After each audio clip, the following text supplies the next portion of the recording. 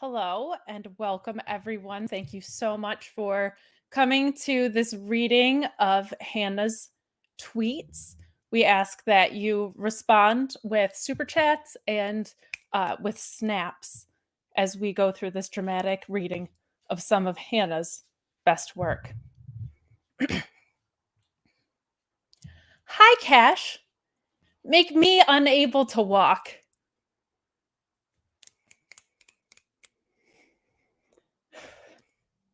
Some women are so weird.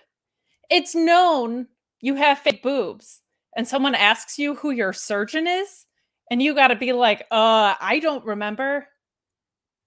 Bitch, yes, you do. They sliced open your boobs. She thinks your boobs look good. Gatekeeping? Nice boobs, Lord.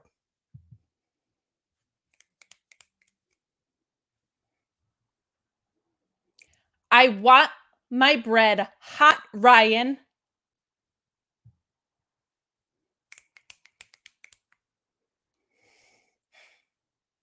I don't want to see anyone dancing to this song but Sean's old ass with his one eye.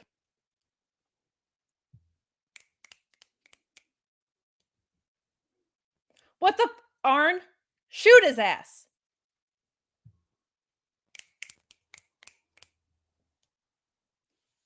Give me Bailey or give me death.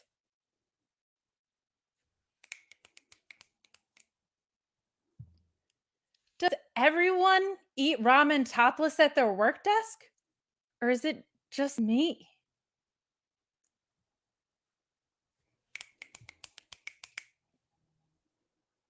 If Joe's gonna do anything, he's gonna accidentally kill people.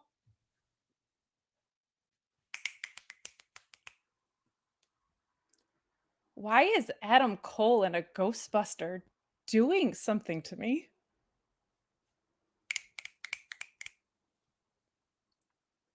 My house smells like burnt bacon. But we haven't had bacon. And there's nothing burning or smoking. Maybe I'm having a stroke.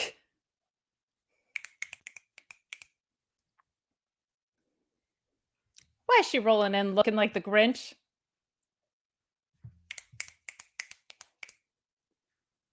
Holy shit. Holy shit. Holy shit. Daniela's choreography? That dance between her and Amon. This is one of the best dances I've ever seen on the show. Oh, holy shit.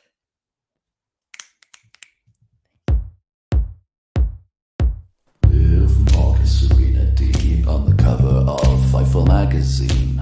All caps Lexi, Ashley Flair, Kate Hensler, Cher Delaware. This was for all the gals and Danny's. The men just couldn't make the grade, so we come with Cher and Kate to distraction. Hey. Ladies, let's hope that they can coexist. The astrological Tauruses. Distraction. Hey. Roll up. Way. Robert O'Neill. Yeah. Oh, fuck Robert O'Neill. I am so thankful that you guys were able to put the fuck Robert O'Neill in at the end there. I was like very nervous that would be part of the show because he's not booked today. But thank you, Hannah. I did not realize until dramatically reading your tweets how much of the goat of Twitter you really are. I knew the thirst trap ones, but like the Dancing with the Stars ones and the slicing open, like what a wonderful. Yes, thank you to Kylo. That was fantastic. Very much. I was just going to say, how are you, Miss Cher Delaware? How are you, Hannah? I am great. To answer Kyler, that was Jeremy's mom that said "fuck Bob O'Neill." Yes.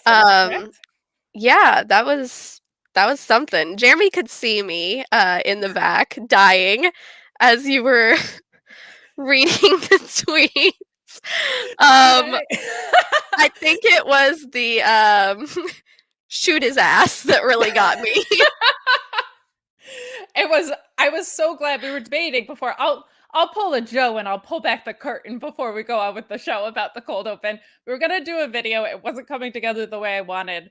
And we had this idea just as a regular segment. And I was like, you know what? We'll switch it to doing this live. And we were kind of deciding, like, should Hannah be on screen for this or not? And I was like, if I see her reactions, then I'm going to corpse, which was hard enough not to do anyway. At one point, I took a drink and I almost spit it all over my back. I was like, no, I'm so glad I'm not on screen for this. Well, that I would have adored footage of. I would love to have seen the pop, but I'm so glad that we are doing this. I'm so glad that this needs to happen now. So oh that my was, goodness. I will definitely talk about Bob O'Neill getting ran over by different female wrestlers. Oh my goodness. So how you doing, Miss Cher? How you doing, Hannah? I am doing well. Been a long day, but how are you doing? It's been a long week, my friend. It's Has. been a long day, long week, but I'm excited to be here on The Distraction. I'm very glad that Joe and Jeremy were too lazy to show up to work. That's always a nice thing. They don't really do a lot, so especially Jeremy. So yeah, it's good. Jeremy really just drinks juice boxes and Dr. Pepper all day long. So yeah, and then he goes to the gym and then goes on runs. Yeah. Yeah, that's basically it. So. Oh, he's got water. There you go. Thank you so much to everybody in the chat. Thank you for your super chats. Feel free to keep sending them in as the show goes on. I'm very excited to be here. This is going to be a really fun episode and something different than you're used to saying. I know we put out a lot of silly stuff, and I was going to do this closer to the end of the show, but I think it's important to clarify up front how wonderful Fightful in general is and how wonderful Jeremy is at making sure to give different points of view of people. And going into this, the whole angle was that Jeremy was just looking for bearded white guys to give platforms to. But in reality, it's quite the opposite. He had said something jokingly about being the reason that I'm at Fightful. What he didn't tell you is that that's actually kind of true a little bit. He has made an extreme effort to help me out, help other people out. He's always giving platforms to people, and both behind the scenes and from what you see on screen. That is something that is Fightful in general holds very dear, getting different people's points of view, and women, of course, being a part of that. And so we're going to have a little bit of a ladies' day today. We're going to be joined by Alex, Queen of the Ring, who is from Church of Joshi and just a wonderful follower on Twitter. Jeremy saying that he fucking rules in the chat. Thank you so much, Jeremy, for putting yourself over. You were supposed to be invisible on this stream, sir. You were supposed to not be here. I do something nice. Trying to turn you face again. Trying to turn myself heel again, really, is what I want to do. But we are going to have Alex on later, and then we're going to be joined by a few younger ladies to highlight who are rising voices in pro wrestling in a little bit. In the next generation, the next wave, and we're just going to introduce them to you and talk about their experience and why they got into pro wrestling. So that's going to be really fun. We have Carisa on, we have Jaychele on, and then we have the C sisters, who of course are for the ruckus. So they've been a wonderful part of the community, and I think it's fun to see what's up and coming. So eventually, when we are officially old ladies, instead of I feel like I just act like one and put on my sweats at 6 p.m. now. Yeah, I had to change out of sweats to do this. So I mean, Kyler, it's not going to be 3 hours. I have plans tonight, so we cannot have 3 hour show. No. Also, just so everyone knows, this really was Jeremy's idea to have us take over the show. Like, we joked about it, but this was his idea. But I'm going to go ahead and pull up some super chats if you want to read them. I can control them here. All right. I'm here to support all my fave females loving the show today. Thank you, Matt Nicole. Matt's so awesome. He's always supportive of the women of Fightful and of pro wrestling in general, just keeping things positive. I got to meet him at Ring of Honor in Philly. I got to meet him at All Out in Chicago. Awesome. I think he said he's going to Final Battle too, so I'm excited to see him. Awesome. A great honor to see Kate and Hannah hosting the #1 show in all of wrestling. Hope you are doing well, and as always, a tremendous show ahead. We do have a tremendous show ahead. We do, but JJ, I'm pretty sure that you are banned right now. You are banned. You were replaced by Drew on the PR front, so hit the. And speaking of Drew, Hey, Drew with a wonderful super chat. Hello to the big stars. He is the PR manual on J-Day's desks. Said the name was mandatory. I'm so happy to see the show come to life, and I can't wait to hear the opinions of our special guests. Well, we can't wait to give them to you. It's been quite a week in pro wrestling, that is for sure. And we already had some other people say this as well, but Yeah. yes, the dramatic readings. I would like to have Joe do some dramatic readings. That would Joe be needs fantastic. to do him on a stage because with his accent, it should feel like he's at the Globe. You know what I mean? Oh, yes. Right, kayfabe, bro. Come on. All right. That's what we've got for now. That is what we got for now. But let's talk a little bit of the women's wrestling landscape in general. I think it's important to highlight this and then to dig into regular wrestling because it should be a part of the regular wrestling context. Yes. But I do want to highlight it because there's just so much happening. I feel like by the time a show happens, then 2 days later, it's almost like it's obsolete because there's just so much happening in the wrestling news cycle right now. So I did want to take a minute to pause and just kind of pull back a little bit and look at things from an overview. We're going to go through some of the more like notable indies that lead into women's wrestling, and then we're going to work our way all the way up through TV. So I'll throw it to you first. What do you feel like? Because I wanted to start with something that's not controversial. Let's start with WoW. What are your thoughts on this getting jump started? It's not even underway fully yet, but there's obviously been a lot of controversy out of the gate, both good and bad. We have AJ Mendez being an executive producer, obviously a ton of drama in the package that is Tessa Blanchard, as well as some other things. So what are your thoughts on this promotion getting relaunched in general and the way it's getting relaunched?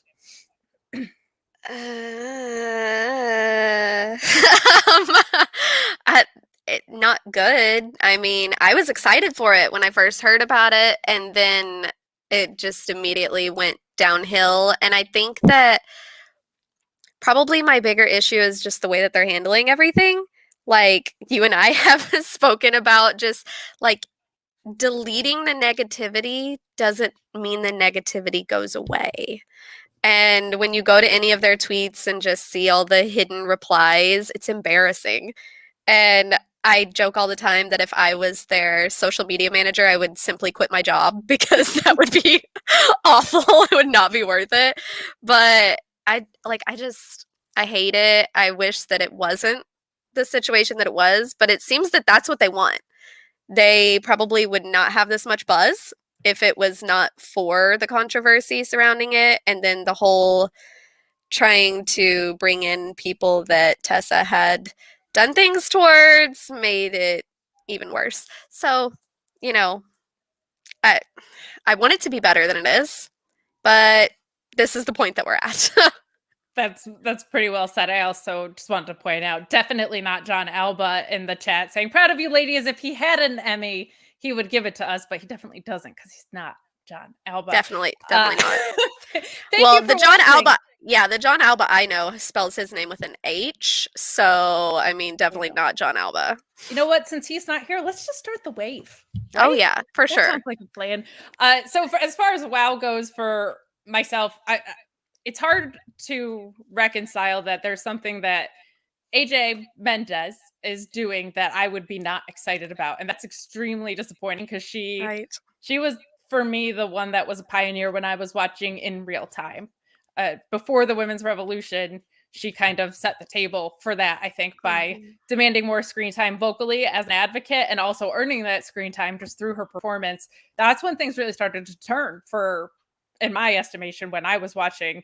Her and Paige were kind of the first pre-Women's Revolution to be like, oh, right, yeah, like these women could really go, and the stories were a little bit more extensive than kind of what we've sadly reverted back to now, which we'll get into in a minute. But those two, for me, were it, and I was so excited to see that on my screen and so excited to hear that she was coming back to wrestling. I think if at the beginning of the year you would have heard that CM Punk and AJ Mendez were coming back to wrestling, you would have lost your mind. And I still have, but you have for sure. Of course, because that was my dude. But also, you know, I think the thing that's so disappointing with Tessa in particular is everything that's kind of been covered about the lack of remorse there and them trying to profit off the back of her racist comments with the nuclear shirt. But the women's independent scene is so alive right now. And to think that you could have signed like a Willow Nightingale or somebody, like there's so many good free agents out there that it's not like, well,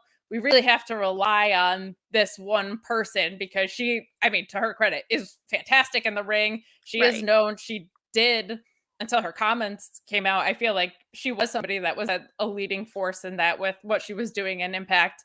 And this felt like such a huge step back to me. And that, of course, on Fightful Select, which you can subscribe to at FightfulSelect.com for just $5, we found out that they also tried to sign La Rosa Negra, who was the victim of her behavior, essentially. So it just seems so misguided out the gate. And then just from like ROH fan standpoint, the fact that they signed with Sinclair just made me really upset because Sinclair's had a great promotion in their backyard for years and years. So definitely frustrating on that front. I don't know how you redeem yourself for things when you're not sorry. And I mean that from Tessa specifically and also from a company standpoint. Like they at no point have made a statement. They did not pull back the t-shirt. Like you said, they're trying to hide the negativity on social media, which doesn't work because then you can just autocomplete what all those hidden replies say in your head too. So you're probably assuming that those replies feel the same way that you do in a lot of ways. So I want to like this, but I don't.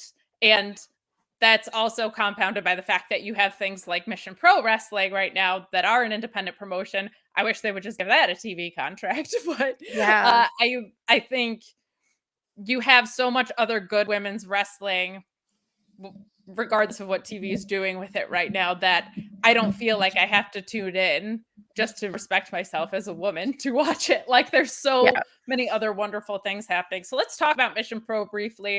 I don't know how closely you follow the product, but it definitely seems like Thunder Rosa has taken this promotion and run with it in such a positive direction. And for me as a woman, it's nice to see something that isn't like, it's not covered like in pink with this like apologetic attitude at the same time. It just happens to be a bunch of women who are the ones going out there and kicking ass. And when you look at who's at the front of that, that's not the least bit surprising, right? So what are your thoughts on Mission Pro and what they've been able to do so far? Yeah, I agree with you fully there. I like that it's a wrestling promotion that just happens to be women. It's not that it's, hey, we're a women's, like it doesn't have to be the sparkly and pink, like it's just women, badass women out there, and that's my favorite part probably.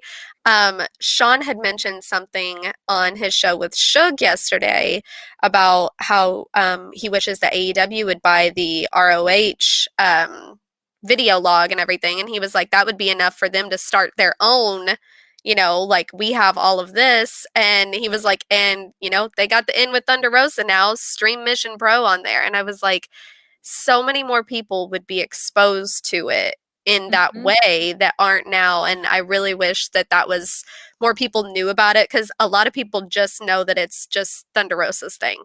And they don't know much more about it other than that. And I really wish that more people did know about it because it's fantastic. It's also crazy to think about how young of a promotion it is and how far it's come in such a short time. And one good thing from the exposure standpoint is they do tend to use a lot of the talent that comes through Mission Pro on AEW Dark and Dark Elevation. So that's wonderful news. But I agree with you that it would be nice to see them take an even bigger step. But they are young and they are new and they have a lot of time. So I'm just very excited that we have that to kind of counter what I feel like WoW is doing a little bit, because I don't know about you, but I feel like everything that happens with women's wrestling carries so much more weight. Like if something bad happens with it, it's catastrophic.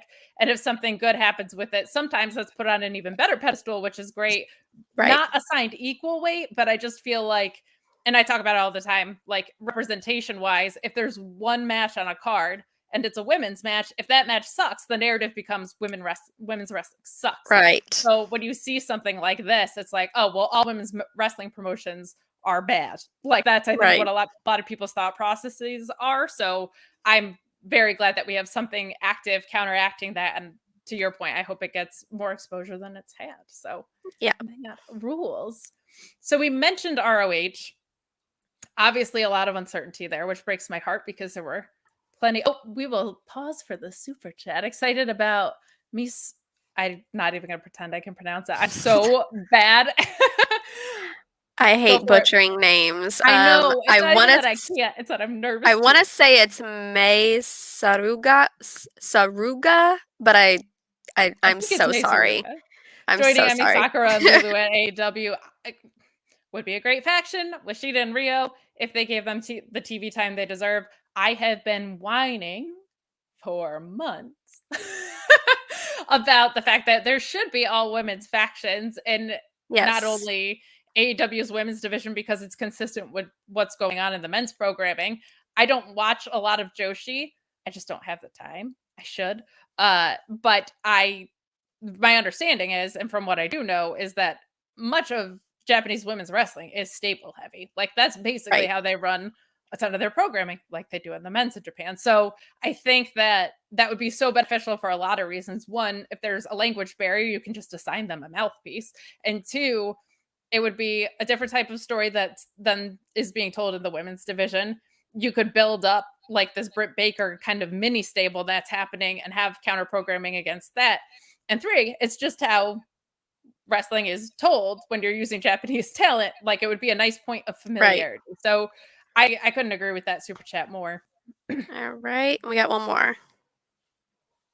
Not Cher. Sean isn't here to steal credit for the idea. That was all her idea, that AEW buying ROH's live. 100%. Don't watch Listen You Boy. Don't watch Listen You Boy. Definitely you'll have no idea. The wonderful Suge Knight and what he talked about on there. Definitely don't go back to that. Don't leave a like on it. Don't check it out. It wasn't awesome. So we did talk about ROH a little bit. I am so bummed for many reasons. There were plenty of weeks where ROH and their 1 hour was my favorite wrestling that was on television that week. I loved what they were offering. It felt like the closest thing to NXT 1.5 we've been calling it. For me, felt like that sports-based alternative that everybody loved. Jonathan Gresham was kind of taking the wrestling world by storm there. And one thing that they did was let Maria Kanellis reboot the women's division in a really, really great way. And I thought the talent that they had sourced for that and where they were headed with that, especially with, you had Roxy being your champion. They had signed Trisha Adora and looked like they were setting up some really cool stuff with Shane Taylor Promotions from that. It looked like they were doing a really great job of organically taking the women's talent that was on the indies and giving them a platform, as well as calling in your ringers like Chelsea Green. So I was very bummed to see that be uncertain now. We'll see what happens, but that was something that was so compelling for me. And one thing that ROH was doing really well in general that I don't think was talked about enough because they weren't going around patting themselves on the back for it was there was a lot of diversity there and a lot of representations within that diversity. Not every Hispanic wrestler was a luchador. Not every Black wrestler was Jonathan Gresham or Shane Taylor. Like there were a lot of viewpoints and nuances within those viewpoints that gave a lot of diversity there. That was also the case in the women's division you were building. You had Miranda Alizé, you had Willow Nightingale, you had Trisha Adora. I really am bummed that doesn't get talked about more, but I'm glad ROH doesn't act like they deserve a ton of shine for the thing that everybody should be doing, right? Right. So, what were your thoughts on the way they unfolded the women's tournament? And just to circle back, Ian Riccaboni has been unapologetically giving credit to Maria Kanellis for being the one to reboot that, which I think is just very cool to see. Maria is a great mind to have in wrestling anyway. Like she always talks about how she learned so much from Paul Heyman, and like whether you like Paul Heyman or not, Paul Heyman knows wrestling. I mean, so I was really excited when I saw that they were going back to Ring of Honor and then all the things that she was doing. Some of the stuff felt a little like contrived, but I mean, that happens, when she was announcing, I think it was when she was announcing Chelsea and Chelsea still had the broken wrist and came out, it felt very like, we know what's happening and we still have to do this whole big thing for it. And it was just kind of weird, but I was excited for all of it. Trisha Adora is great, just fantastic, as is Roxy. And so when we got the news last week of everything, I was more stressed out, I guess, or upset for them than the men, because it always seems like men find places to land a lot faster than women do when things happen like that, especially because WWE doesn't tend to do much with more than like 5 women, and AEW is getting better, but they still don't do much with their women either.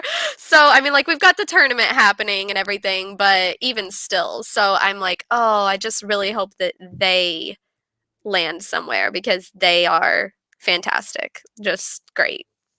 Absolutely. And you can read about the fact that AEW was interested in their champion Roxy on FightfulSelect.com, which you can subscribe to for $5. I'm going to go a little faster through these just kind of women's booking on TV right now because it'll take up the rest of the show if I don't. But let's talk about Impact, AEW, and WWE. What do you think is going right? What do you think is going wrong? And who do you think is doing the best? Do you want me to go first? Yeah, why don't you go first? All right, well, who's doing the best is like consistently for well over a decade now, for decades now, seems to be, in my opinion, Impact. Like they have always been at the forefront of women's wrestling, and it's so funny to me because everyone, I'm sure you get this, the magical unicorn syndrome of like, how do we get female viewers? What do the women want? And it's like, the same stuff that happens in the men's, like good storytelling, ass kicking, difference in styles. Impact is so great at that. Like they the knockouts knockdown. I keep trying to flip that in my brain. The knockouts knockdown was such a perfect example of that. I was like, this is a microcosm of everything Impact does right with women's wrestling. You had logical storytelling, you had incredible matches. Every match felt different than the one before it. That's kind of how they work across the board. They made Tasha Steelz that night, but had somebody else as the champion. Like they're great at booking losers as still winning something in a sense. So Impact, I think, is doing it the best. They continue to do it the best. And I hope more people pay attention to that. I think AEW is way too slowly but surely starting to get there. I think they had to wait for the talent to catch up to where they want to be able to book them. There was definitely some talent that was green in the beginning and a lot of things that just complicated their situation. A lot of injured talent from superstars. I mean, that's how Britt got herself over, but you also had Chris Statlander out and things like that. And along with that, I think they were planning on using a lot of Japanese talent who just literally couldn't enter the country. So a lot of complications to getting this division started. It is inching along. I do think they still have a very long way to go. I think when you have a champion like Shida and a star like Tay Conti, and they're both so over and you can't find the TV time to keep them on your screen, that's really bad. And you're right that Rampage has helped with that a little bit, but that's one minor consequence to Dark getting cut to being a little bit shorter was they used to load those up with women's matches. I think they were still kind of seeing which talents they liked and might want to sign at that point too. That was kind of an audition, but that used to be like half women on Dark, and now that's cut down too. So just so many things that they still need to be doing better. Like they are at least starting to tell stories now. For so long it was just like this person from Dark and this star and go out there and do a match, like, which is mind-boggling to me because they're so nuanced in the other storytelling on their show. How are you feeling about AEW's progress, and how do you feel about where they were retrospective to a year ago, let's say, and how do you feel like they're doing in general without grading on a curve? I think that they're doing better than last year. I mean, it's hard because they are a new company, but when the men are so far developed, I don't want to keep giving them the excuse of you're a new company because you could put as much effort into the women as you have in the men since the beginning. And like, I love so many of their female talent, but then it's like they have the same issue with that WWE has where we'll only see like 5 or 6 for a couple months, and then all of a sudden, oh yeah, this person, they're here too. Or we'll only see the women that come out with the male groups, but they aren't ever doing anything themselves. They're just walking out there to send their men off to war when they come out. So it's like I wish that they would do more, and I'm always going to be on that train, but I would also be the person that would just watch 2 hours of female wrestling. So I know that not everyone is that way, but I do like that they feature more people, but I agree that they need to have more. They need to do like more female stables other than just it's Brit and her lackeys. Like Right. that's all that we have, and they're not really as stable, I wouldn't say. It's just like Brit and her lackeys. So it is what it is on that front. But yeah, I definitely agreed about Impact as well. They have a fantastic women's division, and I always have felt like they've put more focus on it. And I saw that somebody in the chat mentioned that their biggest issue is that they're on Access. I agree, because I pay for Philo every month solely for my parents to be able to watch the Game Show Network, because they don't get that on Hulu, and for Access, because that's the only place I can get it. Like, I already pay for Hulu Live, but I can't watch it on there. So like, if they were somewhere bigger, I do think that they would be more like they were when I watched it when I was younger, and I would flip through the channels and be like, oh, here's an old episode of Impact is on TV, you know? So I do agree with that. And we have a super chat as well. Yeah, Drew chiming in saying that one more women's match on Dynamite and or Rampage would be nice. Not a fan of the stories on BTE getting time on the main shows before another women's match, because not everyone watching sees BTE. That's a really good point. I do not watch BTE. Yeah, and part of the thing that was so frustrating, to your point, was like, you're only putting one women's match on when you only had Dynamite, and you're really only putting on 2 now that you have Rampage. And for so long, they couldn't even get those right. Like, that's why I was losing my mind every week. I was like, you give us one match for like 7 minutes and no story. Like, you can't even care about one feud. So my hope is that, especially with a tournament, because that's such an organic way to build stories, that sets up a couple more logical stories that can build into bigger feuds down the line. I think you're seeing that with Shida and Sarita Deeb. Real quick, let's talk WWE. I will let you go first on this one, because I just need to meditate real quick and calm my shit before I talk about it. You go ahead. Let's talk Raw first. Oh, well, I don't watch Raw very much. So I don't know much about it. I will turn it on periodically or turn it on as background noise, but Raw is Raw. I mean, the match that I did watch, the match that they had Monday, Becky and Bianca, and it was a very good match. And Bianca whooped her ass all over the ring the entire time. So they actually didn't make her look bad like they have been lately. So that was good. But I don't know. I like that they're trying to give more development to more people in NXT. I just don't know that all of them are hitting. But I see a lot of people really like Cora Jade. I can't get past her entrance music, because every time it comes out, it reminds me of like, maybe it's like a Blink-182 song. I cannot figure out what song it is, but then the whole match, all I'm thinking about is what the hell that song reminds me of. So I can't ever get past that with her. I've literally got on like voice tweets and sang this song on Twitter, trying to get other people to figure out what song it is.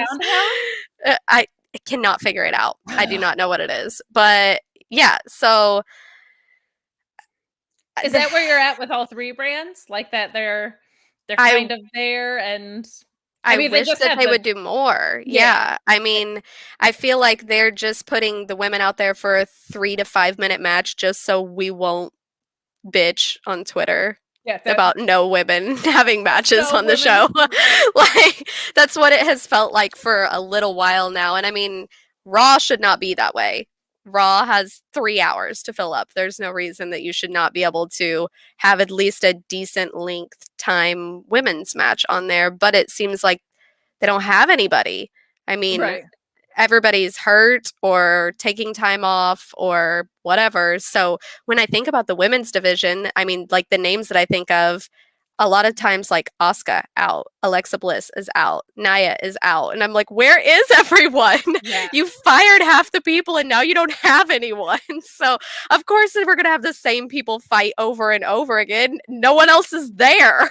Like, Yeah, I think for me, there's still so much missing, right? It's like, okay, so you have Rhea Ripley and Nikki Ash as a tag team, and there's literally no other tag teams right now, none. right? But like, where's Mia Yim? Why aren't you doing anything with Toni Storm? Like, there are women there that aren't being utilized. I think what's frustrating to me too is, and this isn't a women specific thing, this is a WWE problem in general, but like, we see out this great in-ring work, right? Like Bianca and Charlotte, Bianca and Becky like tearing the house down, but the booking is so dumb around them that it doesn't work. And again, that's not specific to the women, but it is in the women's wrestling as well, that like you had a woman get squashed in 26 seconds at SummerSlam to make her super babyface, but all she's done since is lose. And Becky is getting reactions everywhere she goes that are positive. So I think that it's hard because they have so many skilled workers that go out and put on these incredible matches, and then all that progress just gets undercut by these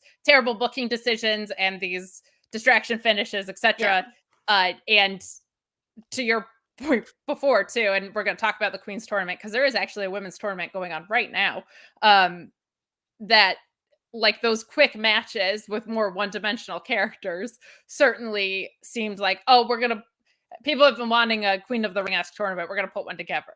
We're going to give it 20 minutes total, but we'll put it together to satisfy the women. Like, which is so insulting. It's almost worse than just not doing it. So I agree with you on that point. I think NXT is figuring itself out and is very character driven. It seems like everything's a throwback to the Attitude Era, but we are going to talk about that with Queen of the Ring, Alex. But before we do that, do you want to talk about this not Queen of the Ring tournament that's going on as we speak? Let's read this super chat and then we will talk about it. Sure. Do you feel that AEW should have women coaches or agents? Yes. For the matches versus Kenny Omega and Dustin Rhodes, feel Gail Kim books Impact way better. It's a fit for a lot of, fits a lot of women on TV and pay-per-views. Yes, so much. I think, and I don't think, right there. And I don't think that men can't do that. I mean, like, TJ is so beloved by all the women in WWE, but like, they definitely need more women voices just in general in that area. I mean, big time. I think them not utilizing Mercedes Martinez was one of the stupidest things. Like, she should have been the first person they signed, and it signed her in a multifaceted capacity, in my opinion. But I agree. Yes, they definitely should have more women agenting matches and backstage in general, because there'd be a lot of old white guys. Go get Amy Dumas or something. But let's talk about this not Queen of the Ring tournament that we have going on. It's going on right now. We're going to check in on it. This is your bracket so far. You have Dana Creek versus Shauna Blazer. You have Don't Drop and Natty Ice, Dead Morgan and Caramel, and of course, Selena Vegas and Tony Clouds. But for this definitely not Queen of the Ring tournament, we are going to bring on the Queen of the Ring herself, Miss Alex, and see what she has to say. Hi. How are you doing? Why are you laughing about our extremely serious tournament, Alex? Oh, I was just admiring it. That's all. Nothing else. The Photoshop artwork is exactly the production level that the distraction is used to and deserves. So I will let you know that. Is that Photoshop? I thought someone like illustrated it. Like a Picasso painting. For sure. It's beautiful. Hours. How are you, Alex? Let's talk about what you've got going on in general real quick, too. Church of Joshi. You're blowing up all over Twitter. There's so much happening. How are you? I'm doing my best. I'm doing my best. I'm good. I'm good. I'm doing good. Things are blowing up. I'm overwhelmed with a lot of things, but I'm happy that they're blowing up. Church of Joshi's been going great. Also, you guys did say it right. It is May Saruga. Hey! You all said it right. Yeah. I was waiting in the green room and I was like, yeah. You guys got it. It's that. Well, thank you for cheering us through a name that neither of us wanted to butcher. Everybody, please go follow Alex at Queen of the Ring on Twitter. She does incredible work, and we are just going to talk about a lot of things that we have going on for our three-corner spot here. Thank you so much for joining us for it. Yes. We're going to flip. No, thank you for asking. This is Hell yeah, fun. we were so excited you were available. But we are going to start with AEW Dynamite last night. There's two things that we want to focus on, which are, there's three things we want to focus on. But let's start with CM Punk's promo talking about everything that happened with the news of Jon Moxley breaking. What are your thoughts on how he was able to navigate that and how AEW has been able to handle this very sudden development in the middle of a tournament in general?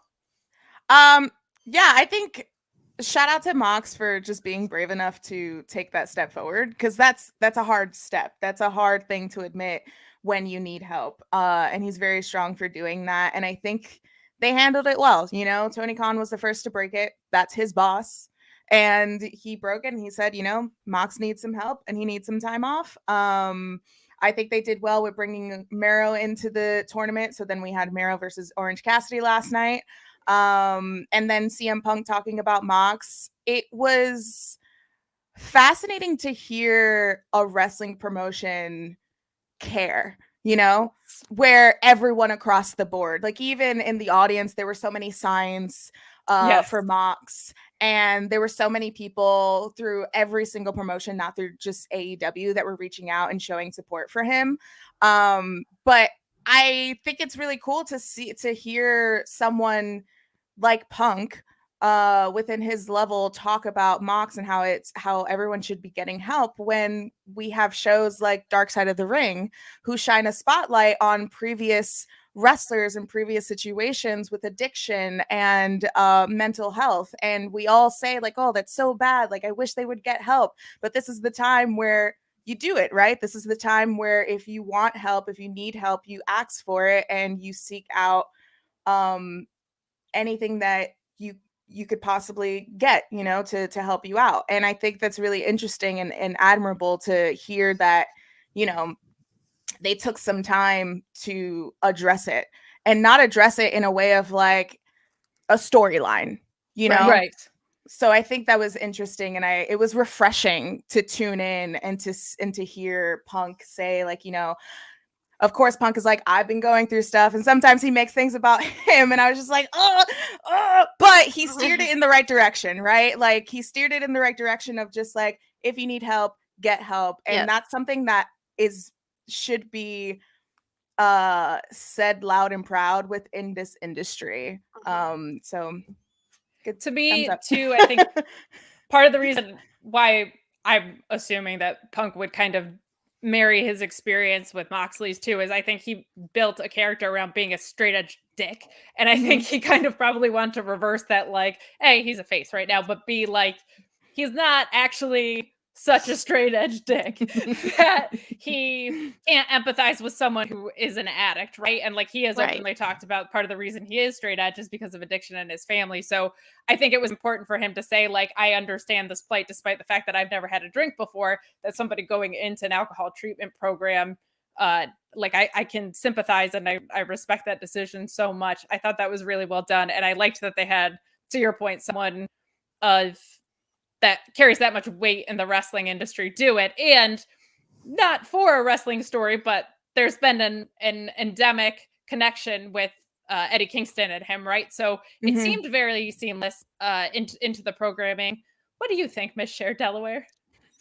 Oh, I agreed fully. And I mean, we know how I feel about Phil, but I definitely agreed. And as someone that also doesn't drink because of alcoholism within my family, I did relate to that, and I just wish the best for Mox and Renee and their baby and their family, and I'm glad that he's getting help.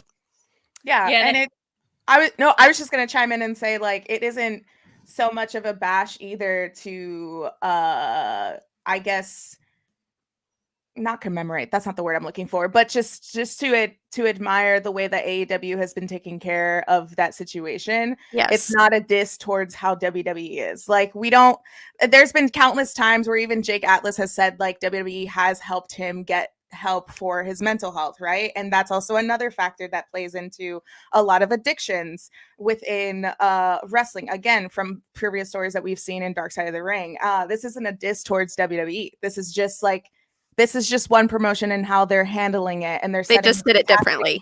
They just did it differently, Yes. and at that, they did it not behind many closed doors. If that makes any sense. Are you implying, breaking news, huge if true, that you can compliment one promotion and it's not an insult to another promotion? Is that what you're saying right now? Oh, not in this. No, not in wrestling. Sorry, I take it back. I take it all back. Retraction. I'm sorry. I'm My sorry. goodness. Actually, She was wrong. Sorry. Yeah, when you admire one promotion, you cannot ignore the rest. You need to drag the rest of them. There it Yes. is. Thank you. Yeah. Thank you. We invite you on here, and you're out here saying that complimenting one promotion. Just lying, Alex. Revoke my card.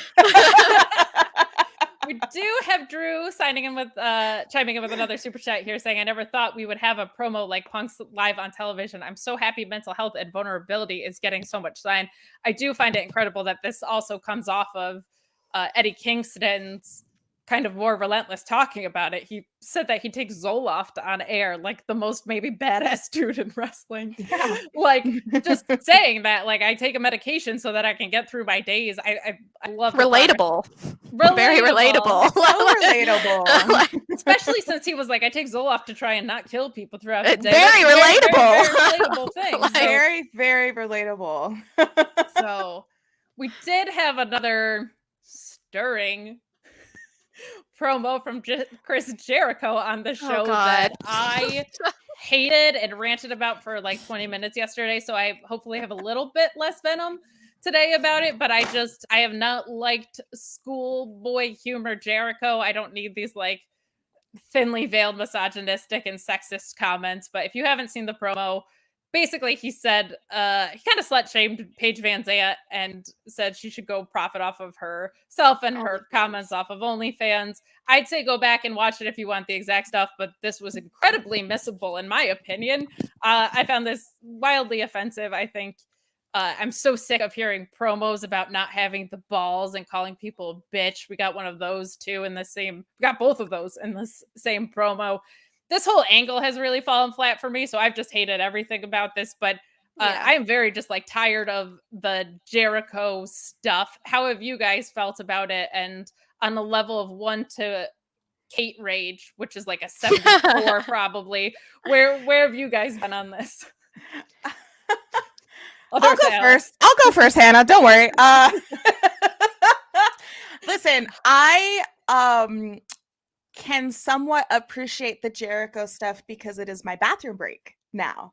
Oh, Jericho perfect. matches and segments, they're my bathroom breaks. So if you're going to continue having him on TV, my bladder thanks you very much.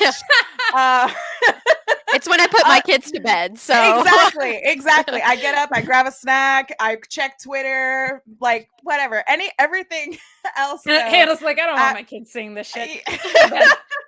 You don't need to see this. It's so awful. It sucks. It absolutely sucks. And it's funny because just a few months ago, people were getting at the Acclaimed about slut shaming Julia. And now it's acceptable with Jericho to do it because, well, it's funny because he did it with Stephanie McMahon back in the day. Now, 20 years later, it's still fun. No, it's not. No, it's not. That's not actually funny. My biggest like problem with it. I'm like, this attitude era crap doesn't. And when I rewatched the stuff with Stephanie, it's not funny anymore. Like it wasn't funny then either because I was a child, but it's not funny now either. I mean, it's just, I hate it. And I think one of the comments was she said she could take on all 5 of them. Then he turned that into her taking on all 5 of them at once. And it's just like, okay, dude, like we got it. I also just hate it from the perspective of he's the face doing that, and that just makes me want Paige Van Zant to punch him in the face, and she didn't get a swing at him. And I'm like, you're supposed to be the good guy, and now I'm rooting for Paige Van Zant to come kick your ass. So like, it's also not working from a storyline perspective, and pulling back the scope of like gender here. I just haven't liked this Diet Cornette Dan Lambert stuff. And I feel like the inner circle is now holding back title holder Sammy Guevara, Santana, and Ortiz, who should be title holders in the near future. Yeah. For what payoff? Like this isn't compelling to me if it's supposed to set up like a Hager Bellator crossover with the stuff Lambert's doing. Just get there already, because this sucks in general. And they give them way too much time every time. Way too much time. Like way too much time, but my bathroom breaks are longer. Yeah, when they started coming out, my kids were like, because my kids have bad taste in music and they like Jericho's theme song. So when he started, like, they wanted to stand there and listen to it, and I was like, all right, time for bed. Got their stuff, took them upstairs, put them both in bed, got them both cups of water, and came backstairs, and it was still happening. And I'm like, why is this not over yet? So, like, putting kids to bed is not that easy. This took a long time. Right. And I thought the inner circle broke up. Like, I agree. It's holding back way too many people. Yeah. Santana and Ortiz, Sammy, and even like Ethan Page and Scorpio Sky. They could be doing better things. Like MMA and WWE, I mean, not WWE, sorry, MMA and wrestling, that crossover has never really actually been great. The only times it actually has been great is when Brock Lesnar came back and Ronda Rousey showed up. Those are 2 times. And even within those 2 times, people were still not satisfied with them showing up. So the fact that they're trying to do a crossover with Bellator is dumb. It's so dumb. I didn't mean to click on that. Oh, it's fine. Sorry about that. Yeah, no, it's fine. Yeah. Give and us I also, for money. it also like dismisses Paige Van Zant for who she is. She's a legitimate fighter. She's a legitimate MMA fighter. And in real life, non-kayfabe, she could actually beat them up. All of them. She can actually take all 5 of them on. And I think that was one of my issues, is why even tease it if you weren't going to have her in the match, just to at least deck Jericho once. Like, why even tease just so you can get in your joke about her taking on all 5 of them? Ha! So funny. Like, yeah, and it's like kind of on the audience to stop reacting, because it is like getting pops, unfortunately, which my co-host at the Mark Order pointed out yesterday. Like, look, it sucks, but people are reacting to it, which also then sucks. But like, my counterpoint, and they agreed, but like, is just do something better that people will also react to. Like, you don't have to do this. But RoboCop chiming in here saying, I remember the early pay-per-view when Dustin Rhodes kissed Jake Hager's wife.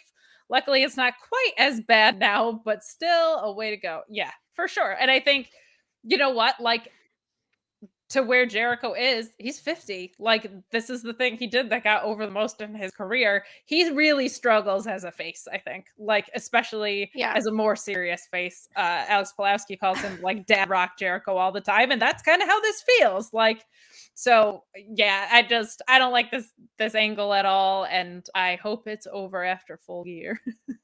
Hopefully. Speaking of Jericho causing controversy, I don't want to go too far into this because I think it's mostly sad and gross. But there were tweets that we can't ignore. The former Kalisto and WWE gave put out a tweet basically saying that he had said a prayer to John Huber before going out there before his match, and he misspelled his name, which Jericho retweeted and said, you spelled his name wrong. Amanda Huber also said that name spelling was kind of a sign of disrespect, and later went on to say something about when Miro misspelled Brody's name, it was a little bit different because they had a closer relationship. I don't want to go too far into this because I think it's mostly terrible. My only real comment on it is just that Brody's legacy should be much bigger than Twitter drama on any count. I wish this had been, if they felt like he was trying to piggyback off of John Huber's name, what they should have done was addressed it offline, in my opinion. This felt very high school way to approach it to me. And on a day where I already was like, this Jericho promo is awful, this was like another step of like, this is not how this should have been handled. And the people quote tweeting Amanda Huber with disgusting stuff, like absolutely disgusting stuff. Picking on someone's widow, also not like a solution here. So just a reminder to be kind. Just a reminder to use that block button when people are being assholes to you. Again, not really much more for me to say on it. If you guys want to add anything, I just felt like it should be acknowledged, but I don't want to get into the nuance of who was right in this because I think the whole thing is kind of awful. The only positive I'm going to take away from it is the fact that John Brody Lee is still his legacy is still impactful to this day with so many people in this industry. And it's almost we're almost close to a year since, and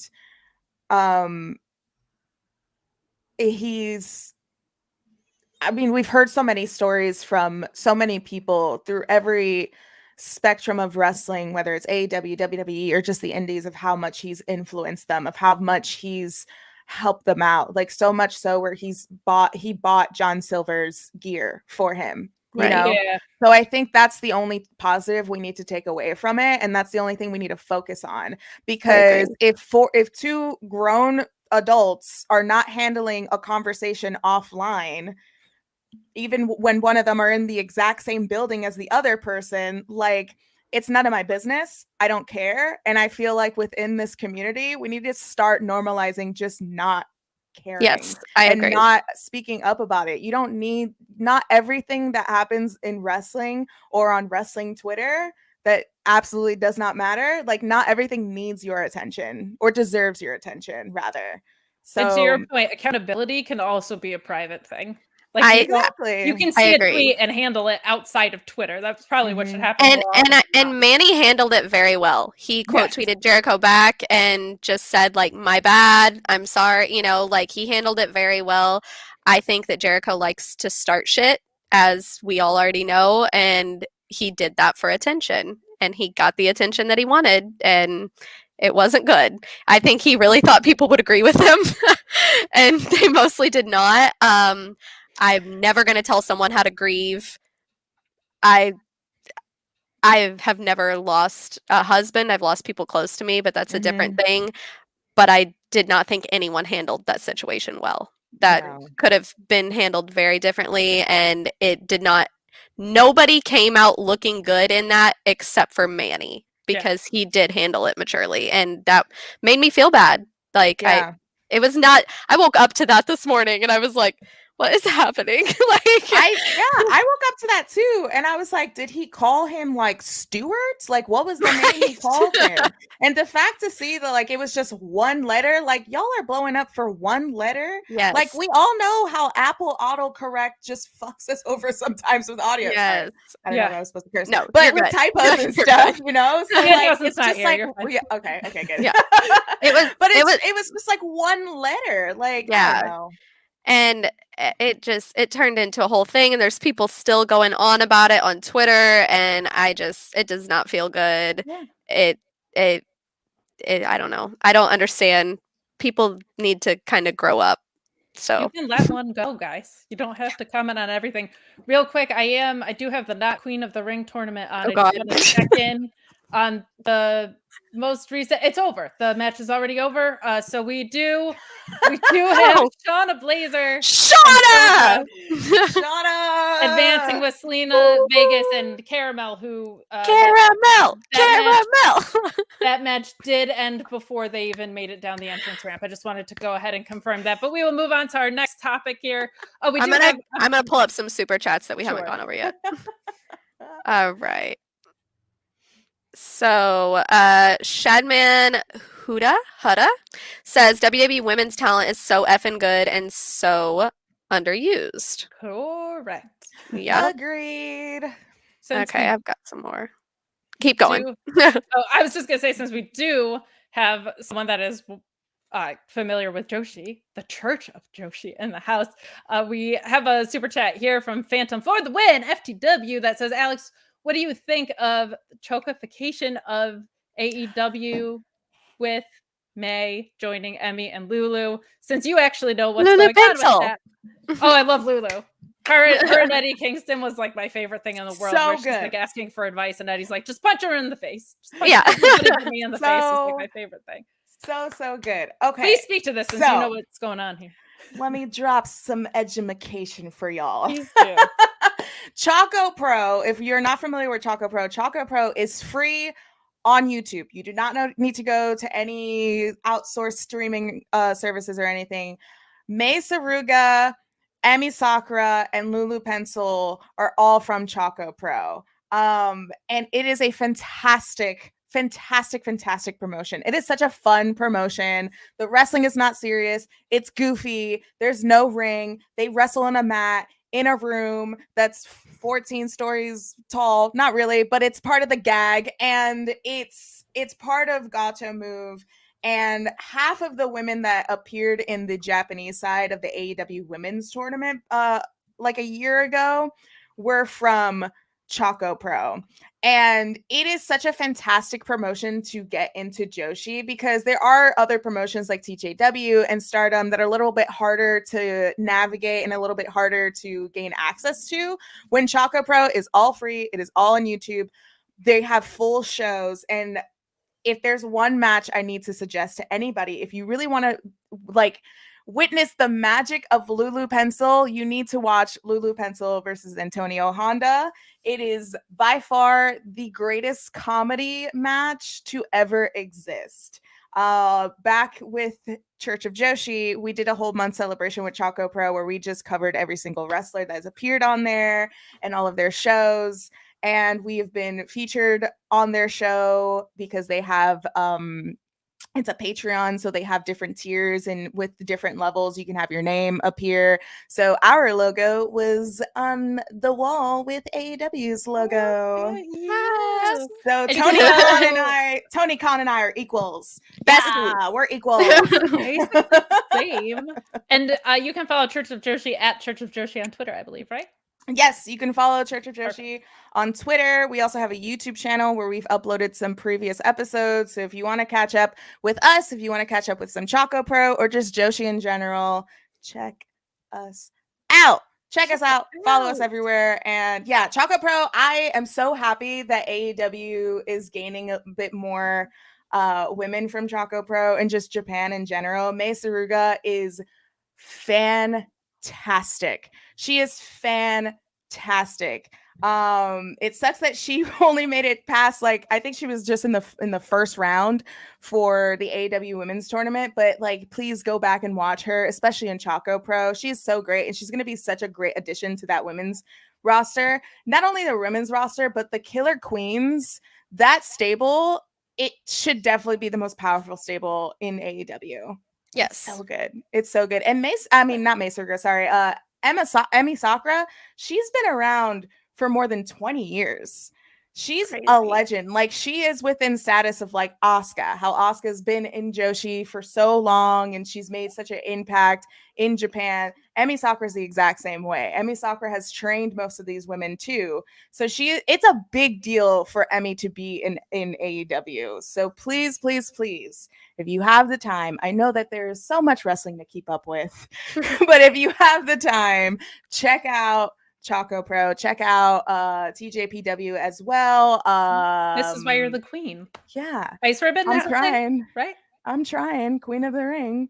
Queen of the Ring. Although I'm not in this tournament. Why not? No. That is a very good point. We should have. You know what? Whoever I had caramel coffee this morning, so I'm rooting for caramel.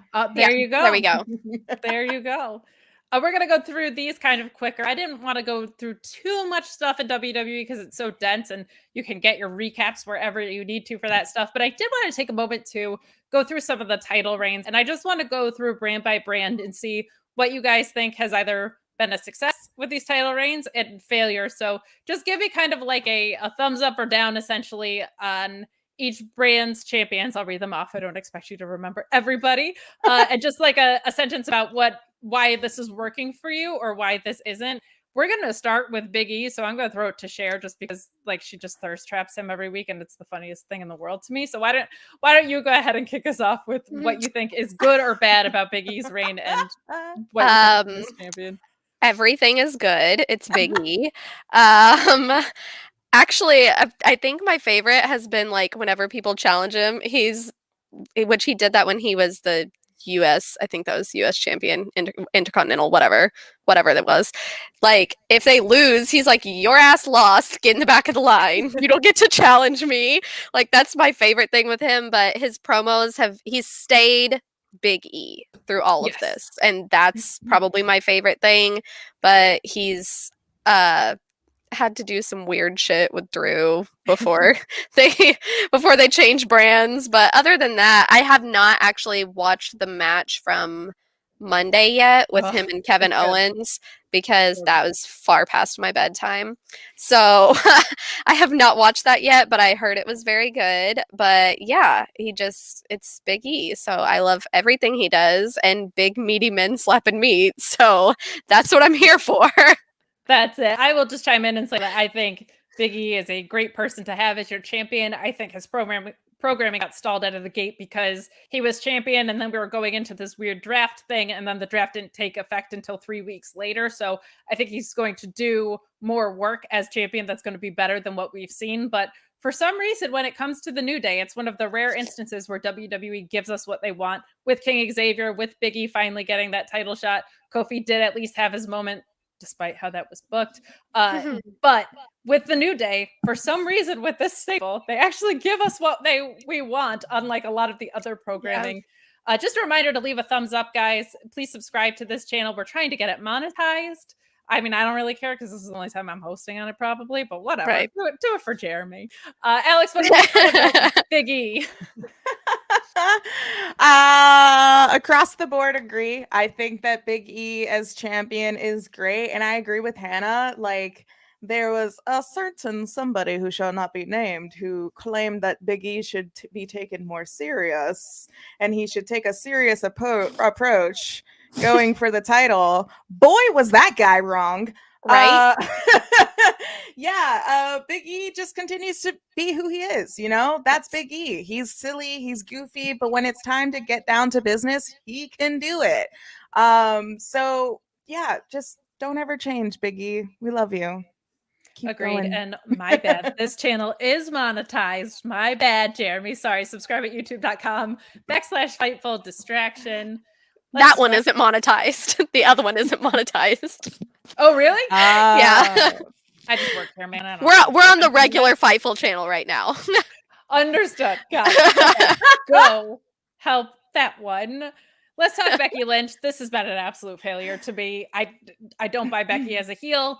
The booking with this reign has not helped Becky, and it has not helped any of Becky's opponents because they just keep squashing the hell out of Bianca Belair, and then we just had like a title swap because nobody actually cares about what brand they're on. God. To me, this has been one of the worst things you could do to the women's division, and sadly, one of the worst things you can do to Becky Lynch. I think they really handcuffed her by forcing her to be a heel in a division that desperately needs baby faces anyway, and on top of that, the booking and the timing of this has just been so stupid, and the way she beat Bianca. So other than the character, her booking, and the way she won the title, it's been great. But again, wins and losses don't seem to mean a lot in WWE, which makes it hard for titles to mean a lot. Alex, how have you felt about this Becky Lynch reign, kind of? Her outfits are cute. It's true. I can't argue that. That's a good point. I can't argue with that. She has dressed a lot better since she came back. Her fashion as a mom is better than it was. Yeah, she looks good. The girl, she looks fantastic. She looks fantastic, and unfortunately, that's about it. Yep. I'm a huge Becky Lynch fan, and I could care less what she's doing right now. Awful. And the way that they booked her to come back at SummerSlam, squash Bianca, then a month later at Extreme Rules, which where was the extreme within those rules? Whatever. They had a legitimate match with Bianca and Becky. Like, that doesn't make any sense. Why couldn't you do that at SummerSlam, where you had the crowd, to do that? And when Becky came out, everyone was so excited. Everyone was just like, oh snap, we're about to get a heater match between Bianca, who is champion right now, and Becky, who's coming back. And then you squash Bianca. You literally stomped on her entire momentum that she has built, not only at Royal Rumble, but she's built ever since she came up to the main roster, since the beginning, since the pandemic. And then you just squash it all in one night. Becky Lynch is someone who is so strong. Her presence is so strong within that division. She does not need a title. Just give her a feud. Give her a feud where she cares about it, and all the rest of us care about it. Like, she's healed now. She's face. Like, I don't get what's going on.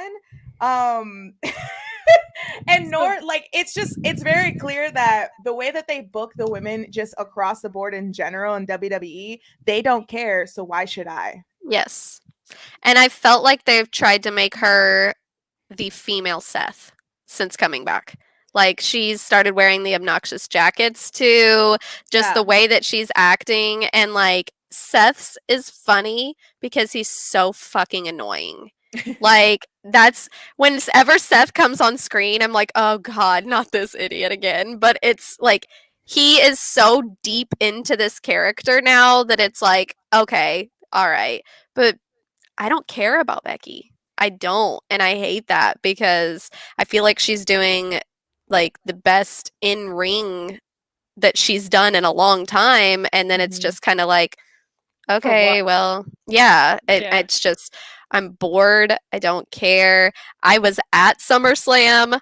Oh my God. That crowd was deflated after that. I just, when I not tell here you for it. I was at an ROH show and there was an energy shift because people were on their phones and saw what happened, I'm not even joking. Like, I was at the second night of, I think it was Death Before Dishonor, I can't remember, but I was at ROH and people were on their phones and saw what happened, and like, it changed the energy of a different show that was going on. It was bad. So it's bad. I couldn't agree with you guys more. As our own Robert DeFelice has said, intelligence is going to always be a babyface thing. Like, if Becky keeps pointing out the stupid things that are happening in the women's division the way she has, that's never going to be a heel device. So that is rough. We're going to skip the lower card titles for time here, as much as I want to talk about like good, because I don't know who the champions are.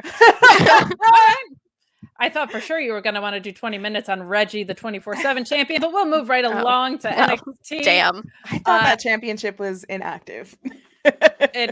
He just flips off of stuff every week. It tells you everything you need to know about it. But let's switch to NXT. We have Mandy Rose, who there's not a ton to say here, I don't think, about her reign because it just started, but the rise of Toxic Attraction, it's not something that I've liked. It feels very Attitude Era to me, as we were talking about before. But look, you've had Mandy Rose around. You brought her down to do exactly this. I wasn't surprised. She's not the worst in the ring. She's certainly not the best. But like, if you were going to pull the trigger on Mandy Rose, this isn't the worst way to do it. I think it's time you gave her something, especially since she came down there to help other talent.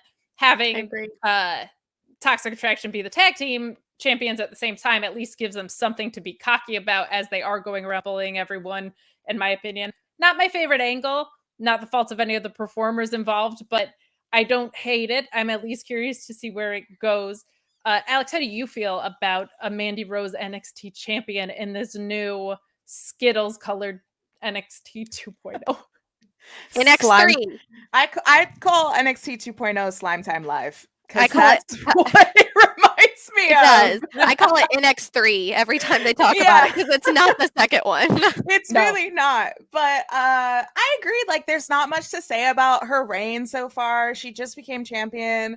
Again, if you were ever going to pull the trigger on Mandy Rose being a champion on any show, it would be this new revival of NXT with this new image. Quite the choice to have them just bully people. Meanwhile, you have Be a Star as a sponsor of your corporation. It just, bullying people isn't the feud you think it is. It's not like the story that's delivering. It's not giving.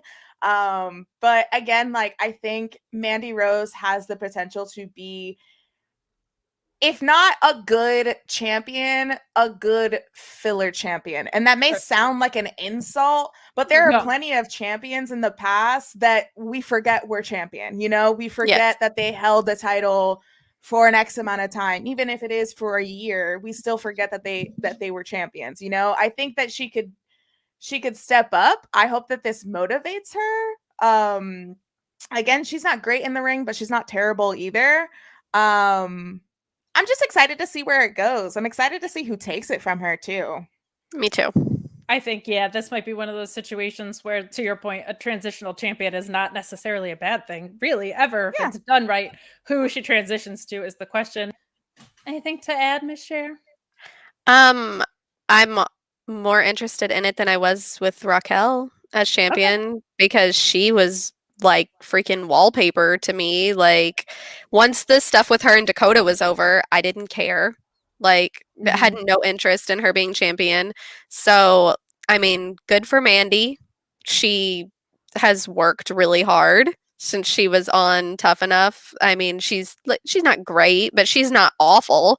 So good for her. I think that faction could be really good if it wasn't for the bullying thing. Like they could have them just be like the hot badass women who can, hold the titles, be good in the ring, and still like I think women can own their sexuality. You can still be sexy and still be a badass and still, but you don't have to have them be like, well, we're sexy and you're not.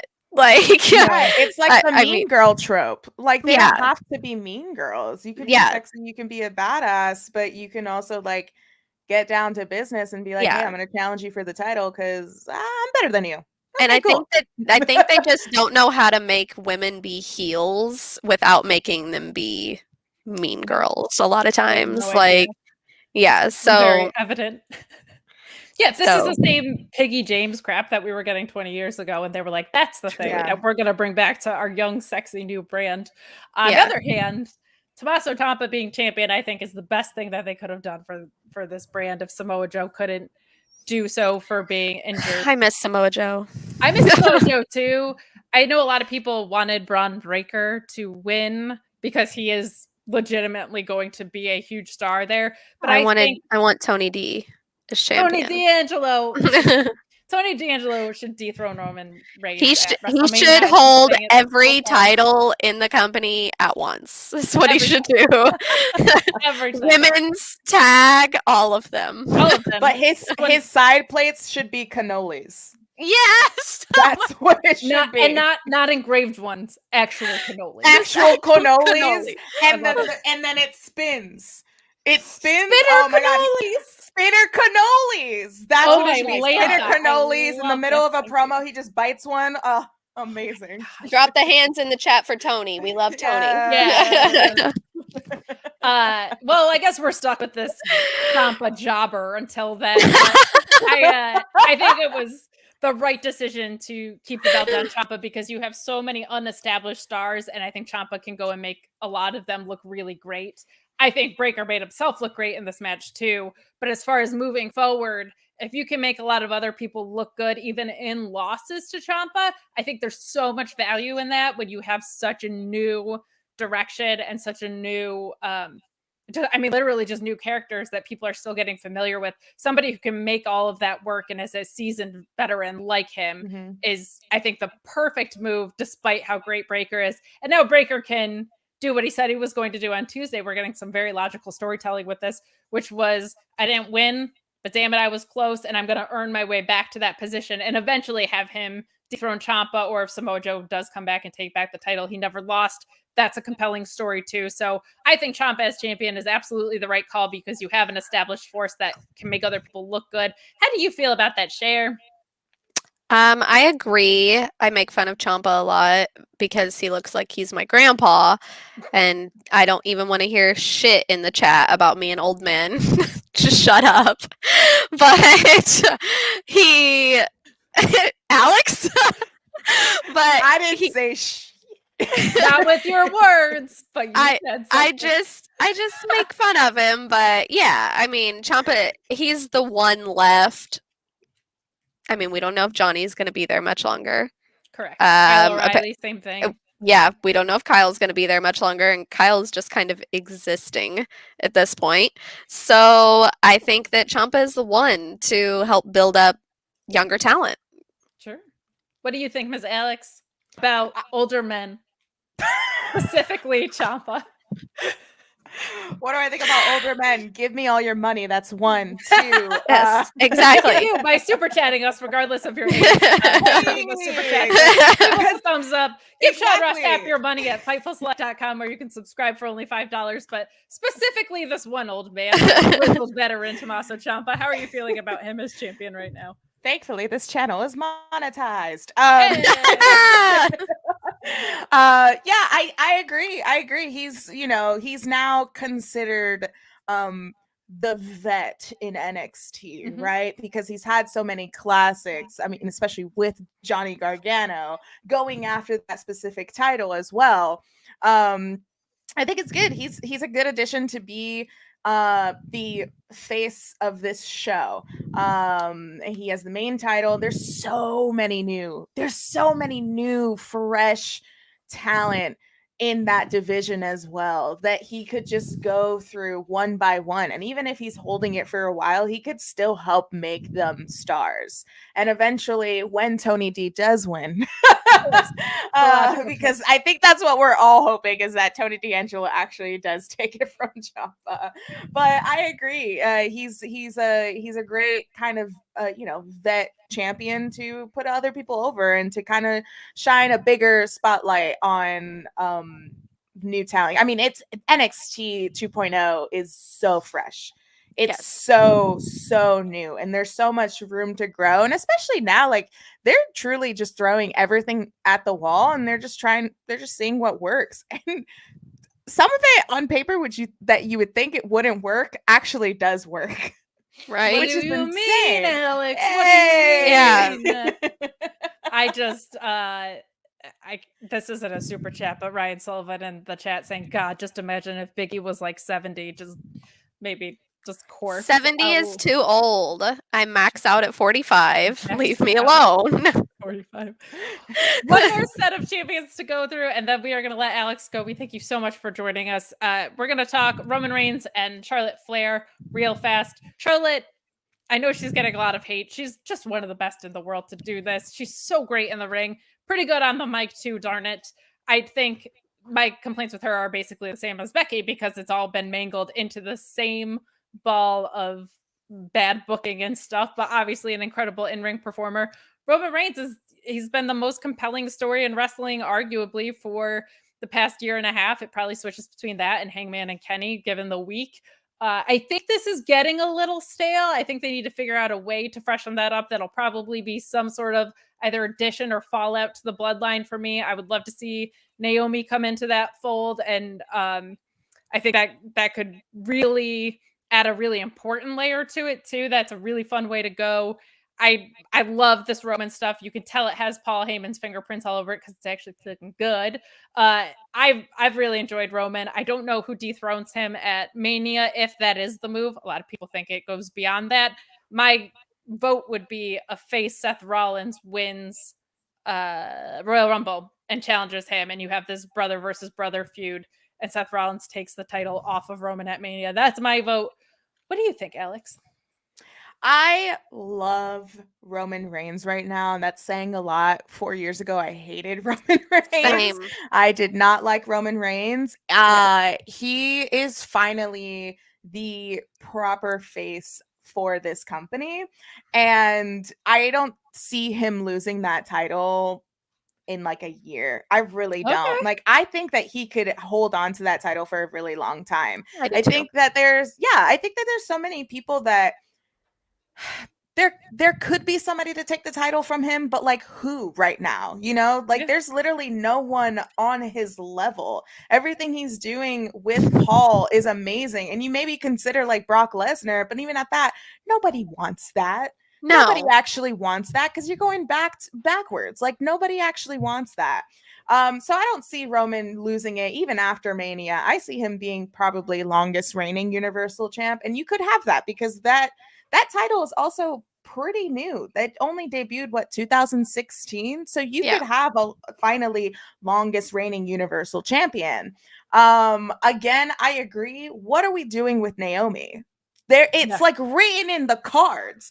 You have Roman Reigns as Universal Champion. You could have the Usos as SmackDown champions, and then Naomi as a women's champion. Like, that would be such a great show to watch. SmackDown would Yeah. be the #1 show for that company. If you have this bloodline, like they are doing a phenomenal job with that storyline, with the bloodline, with Paul Heyman, to bring in Naomi and then to also conquer the women's division all together. It's written there for you, and they're just not doing anything about it. It's like they have the tools, they have not read the manual yet. And if you set that up where Naomi is a part of the bloodline, literally the best person to take the title from Charlotte Flair would be Naomi in that situation. Yes. And yet again, Charlotte Flair is a person that does not need the title. She is multiple champion, like Mania, whatever. She's won so many titles.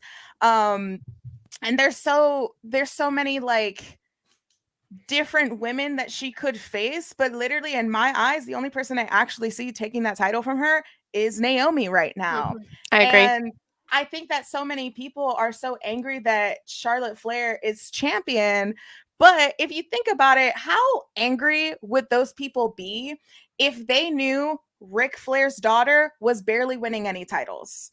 Right. You know? Like they would still complain. And I get that a lot of people are hating it. They hate that Charlotte Flair keeps winning titles, this and that, blah, blah, blah, blah. But it's not her fault. She's not booking the show. Yeah. Exactly. She's just showing up to work. That's all. And she even tried to lose the title to Bianca. Like, she thought that Bianca should be champion. So, exactly. I mean, people think that the talent... Yeah, people think the talent have a lot more pull than they actually have. I mean, there's only so much that they can do when it comes to stuff. And then at that, like, every interview she has, she's always putting over those women. Like, she's always putting over Asuka. She's always putting Naomi. She always says she wants to have a feud with Asuka, Naomi, and Bianca, and they're not giving it to her. She knows what the audience wants, and she knows what she wants. They're just not booking it. So it's not her fault that she keeps winning titles. It's Cena syndrome. It's Cena syndrome, for sure. It's exactly what it is, and it's even worse because she's a woman. Because that's the thing, is that we can praise Kenny Omega for winning all these titles. We can praise the Young Bucks for winning all these titles. But why aren't we doing it for Charlotte? Why is it such a huge problem with her? I agree. I don't get it. Alex, before we let you go, I did want to tell you we have a super chat that's from some stupid punk that says, just popping in to remind Alex that Ollie is the cutest. It is official. It's true. It's damn true. It's so true. Ollie and I at Wrestle Talk, we competed in a who would book Daniel Bryan and AEW like better. Literally, my predictions came true. Daniel Bryan fought Kenny Omega on TV. Check, that happened. Cattle mutilation on the Young Bucks. Check, that happened too. Like, I am a god. I don't know what to tell you. It's almost as if I am God. the queen of the ring. It's almost like you are the queen. Almost as if I am the queen of the ring. Which, by the way, how's that tournament going? I was just going to say that we are getting ready for the next round. I have it on my television. The ladies are coming to, and it's over. The match is over. It looks like we're having the finals. Not caramel. No, I'm so sorry to tell you that our finals are going to be Selena Vegas and Don't Drop. And I'm sure that is going to be a 1-hour Iron Woman match and will not be 5 minutes long. For sure. Thank you so much. And thank you, Alex. Tell the people where they can find you before you head out of here, would you? Yeah. I'll let y'all know. So if you want to learn more about Church of Joshi, you can follow Church of Joshi everywhere on Instagram, on Twitter. Subscribe to our YouTube channel as well. We are on this Sunday at 12 p.m. Eastern time over on twitch.tv/KaylaVision. We will be announcing our subject tomorrow, so stay tuned to our socials for that. And then if you want a little bit of me, you could follow me on Twitter I hope so. You can follow me on Twitter at Queen of the Ring with 2 G's, because I couldn't afford the regular Queen of the Ring. Queen of the Ring. You and Braun Breaker should be best friends. Yeah, I know. We really should. We really should. They took away our names. Damn it. I'm kidding. Also, Queen of the Ring on YouTube. I do some stuff there. And then twitch.tv/Queen of the Ring. I stream Tuesdays and Sundays. Sundays we watch Total Divas. I've never watched Total Divas, and I'm having a fantastic time going over that again. I'll admit that's great. so good. It's like It's so flavor of good. love good. Yes, it's so funny. Oh my god. It's so great. It's so great. But yeah, that's where you could find me. Well, thank you so much for joining Yes, us, thank Alex. Everybody you. go follow Alex. She's amazing. She will guide you through everything Joshi-wise, and is also just a great follow about wrestling and try. life in general. You're the best. Thank you so much for joining us. We appreciate it. Oh, thank Bye. you. Thank you so much for joining me. Y'all are doing amazing. Thank you. so much. You're Thank doing you. amazing today. Bye. Okay, So- we do have some super chats to catch up on here Sure. before I lose them. Mike Preventer chiming in saying if Jericho is going to say those things to someone who is a legit fighter, she has to be in that match and portrayed as competitive. Otherwise, you're saying Jericho is right to dismiss her. Yup. Just a I big agree. Hannah, I don't have Twitter, so I cannot keep up with everything. Did you win, Jesus? Go, Kate. Love sour crab with you every week. Kalix for life. Well, if you don't have Twitter, which means you don't follow Hannah on Twitter, I hope my intro popped you even more than people that have seen my tweets before, because that's amazing. But did you beat Sean? Well, Zach, I didn't know that you didn't have Twitter anymore, but no. So that was a day. You would need Twitter just to even understand what happened, but I drove 3.5 hours there. I was very tired. I did lose. Corey whooped all of us. Sean was awful. He had like 3 holes that he got like a 9 on. And then on the way home, my car broke down and I had to have it towed and get a rental car to go home. So you lost in a few ways, to be honest. I did. But, you know, it's okay because we had fun. So whatever. That's all that matters. Yeah. Do we have any more super chats, or should we bring Miss Carisa on? We did have one more that I can't find to pull up.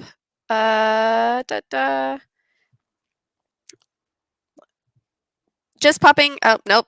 I already read that one. That was Sun Stupid Punk. And whoever it was, they were saying, Bishmax said can't watch live, but wanted to drop a super chat to support such a great bunch of people doing a great show. Thank you. Thank you. We are great. We are. And Jeremy is exactly fine. We promised him it wouldn't be a marathon. We're an hour and a half in, but we did want to do something that I think is going to be really fun and special. And we're going to make it as quick as possible for Jeremy because he has an exciting WWE financials call to get to. And Hannah has an awesome dinner to go to. But we did want to spotlight some kind of rising women in the industry who are part of the Fightful community that are always contributing super chats and nice comments and being cool. We're going to start with Miss Carisa and just have her on to introduce herself and talk to us about some wrestling. I am putting her in. Are you? I am. There we go. Hey! Hi. Hi, Carisa, queen of seasonal sweaters, I hear. How are you? I'm good. How are you ladies doing? Good. We're doing great. Thanks for sticking with us. We said we were going to do this at 4. We were just a few minutes behind 4 p.m., but thank you for hanging in there with us. We so appreciate it. Carisa, you're always so much fun on Twitter. You've been so supportive. You're always a positive voice. And I just wanted to talk to you a little bit and shine a spotlight on how you got into wrestling, what you're hoping to do in wrestling moving forward. So what first drew you in? How long have you been watching, and what grabbed you about it? Honestly, I think I was around 8 years old at the time. My cousins came over for Christmas, and my cousin was a huge WWE fan and huge TNA fan. And then I believe Raw was on Sci-Fi at the time, so he turned it on my TV, and from then on, I just loved it. I remember saying like John Cena, Beth Phoenix, Natty, and all those other superstars. Oh my gosh, those superstars are also the ones who were active when I got into it, but I was in my 20s, so that makes me feel very old. But I appreciate that we started watching around the same time, because a lot of people think that was a bad era for wrestling, but it got me and it got you. So Ryan Sullivan popping in with the super chat saying, I want to make Carisa explains it. Carisa explains it, all jokes. But she's way too young to get it. She popped for it. There you go. Carisa. Hi, Mom. Is that Mom? Mommy, they're saying hi. Hey, girl. Hi, we love your daughter. Hi. You're doing a great job. She's awesome. Very positive and wonderful. So you've been drawn in. What do you think is the best part about like modern wrestling as compared to, I mean, it's all modern wrestling, but from when you started watching to now, what has been like your favorite thing in your journey? Honestly, because I actually took a break. So around 2011, I stopped watching it because I was super busy with like traveling to dance competitions, so I didn't have the time. But I started watching again later on in 2019, and I was, in love with it. So I think what I like the most is the long-term storytelling, showcasing younger talent, and the history.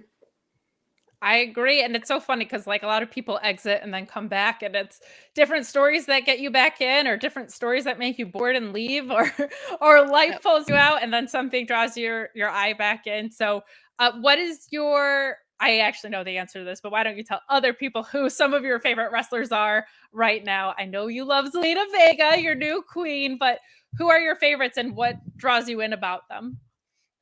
So, of course, everybody knows that Zelina Vega is one of my biggest inspirations. She's one of my close friends, actually. Right now, Anna Jay, she is so young, yet so talented with the amount of experience that she has on TV and wrestling in general. Like, I love her so much.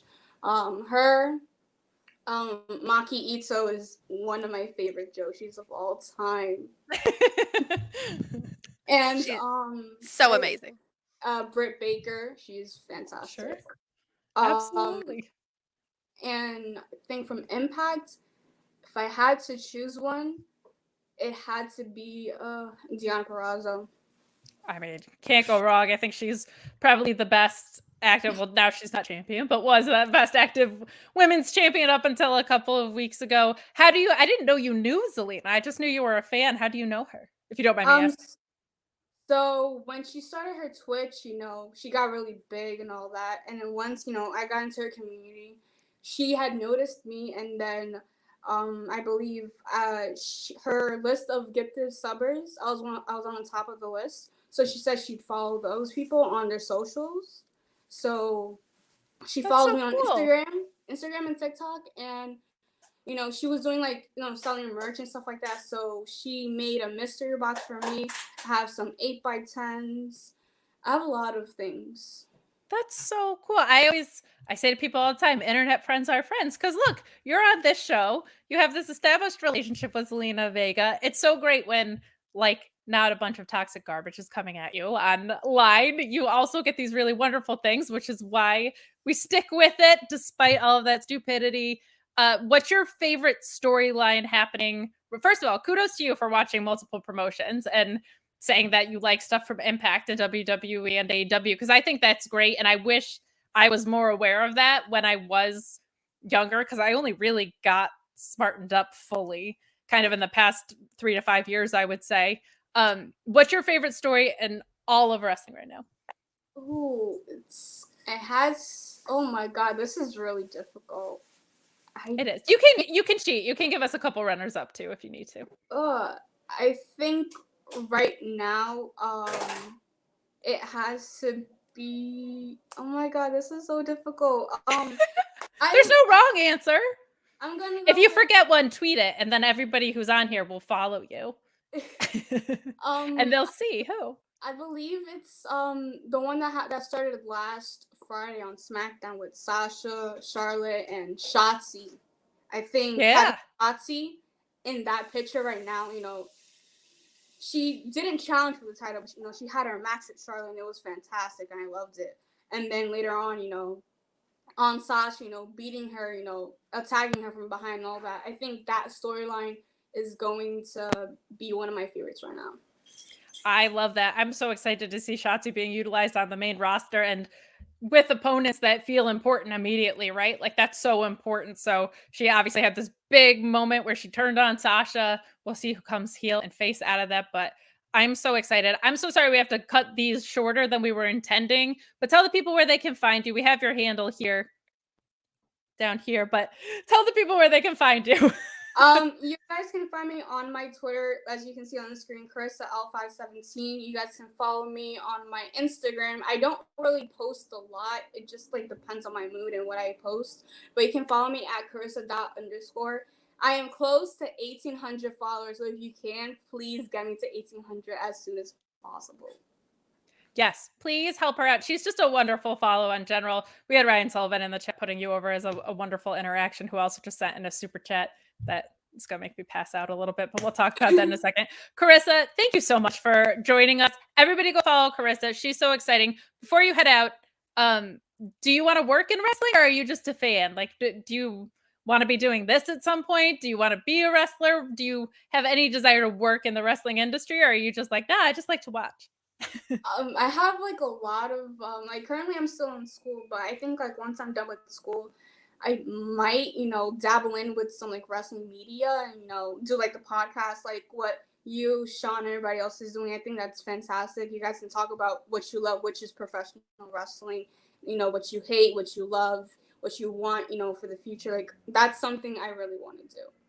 Well, your perspective is going to be one that is very welcome in this industry, and you're probably going to replace me someday. So I so appreciate you, and keep on that path and stay just awesome on Twitter and stay in touch. Okay, Carissa, we love you.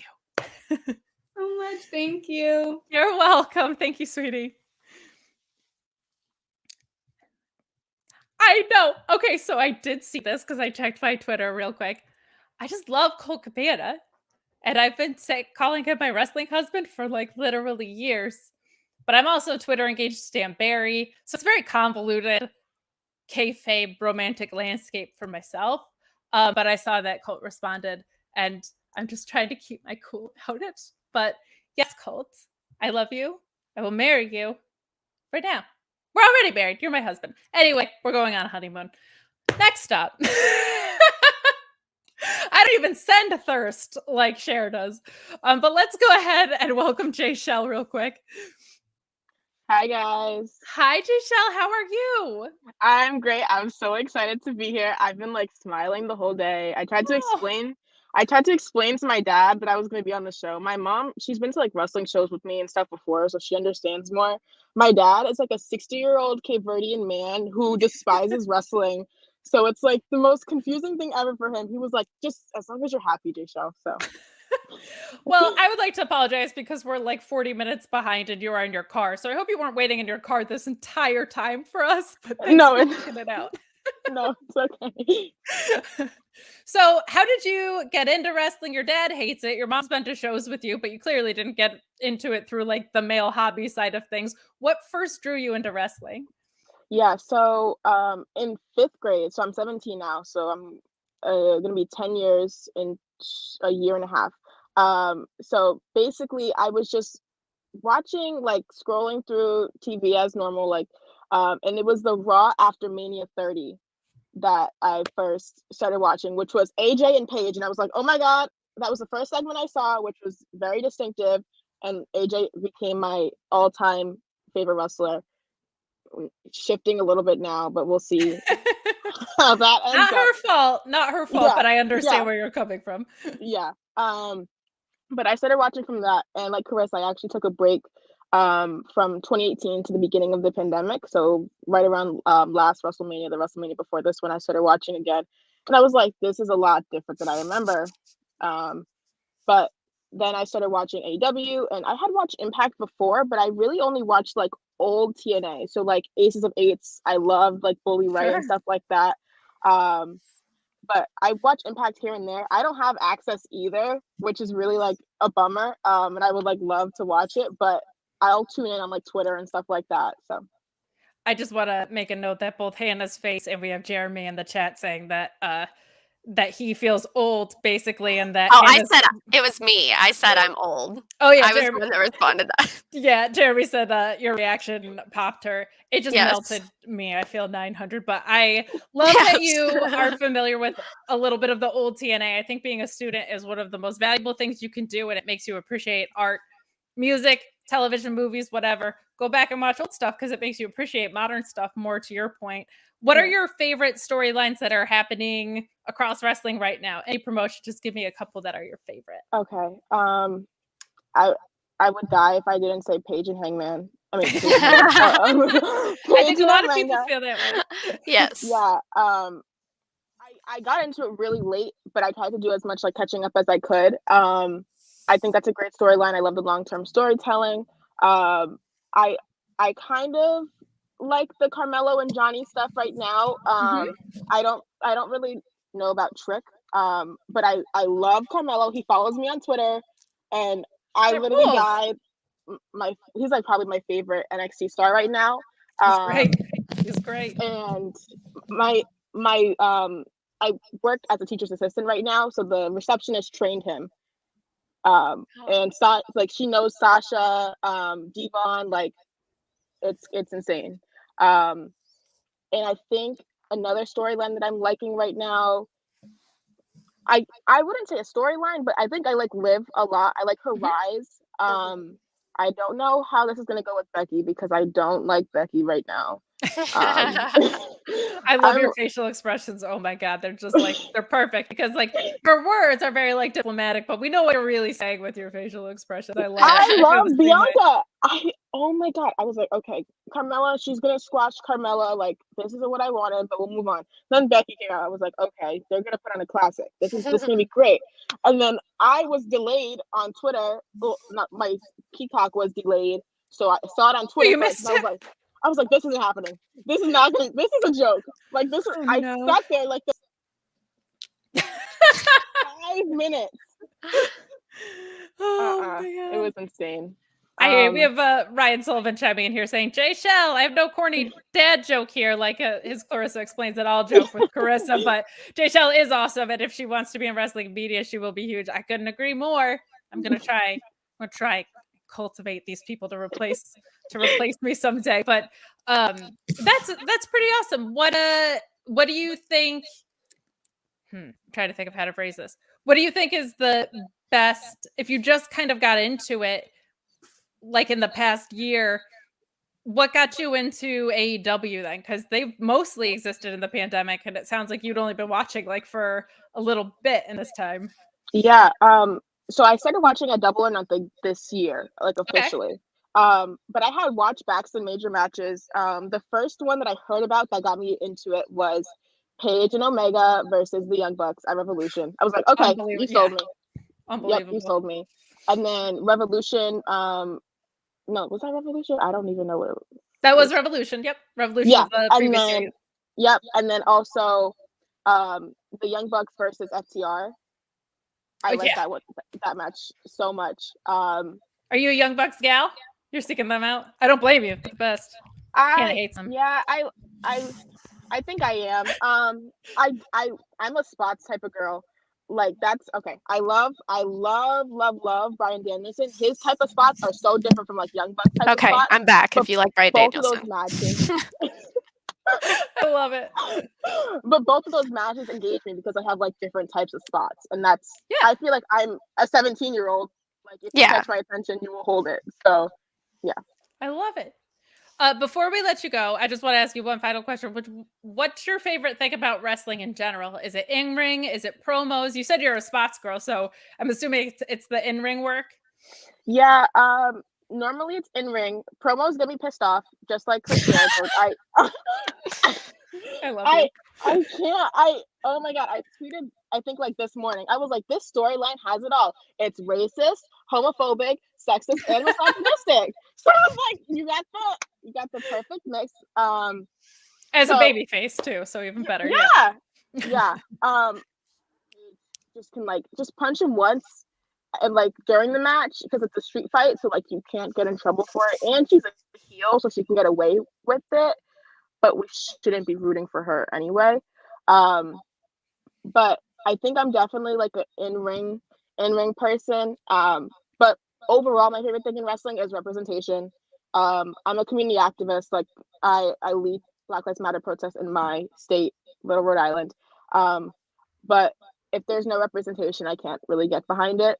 Which is why I'm so excited for like the Leo Rush and Dante Martin versus Matt Sydal and Lee Moriarty. I literally was crying when I saw it happen. I was like, there is no way you are going to put all of my favorite young wrestlers in the ring at the same time.